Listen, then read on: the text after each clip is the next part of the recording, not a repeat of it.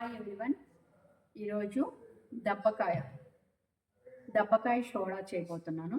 దబ్బకాయ soda వాటికి కావాల్సినవి 2 spoons దబ్బకాయ జ్యూస్,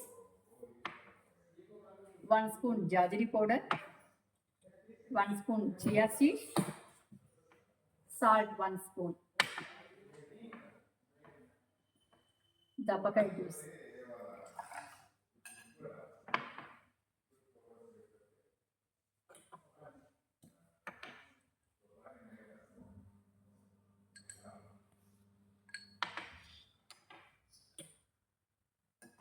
జాజిరి పౌడర్,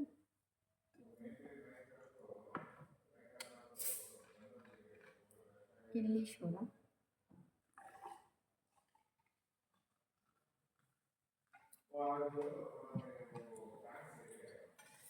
చియా సీడ్స్,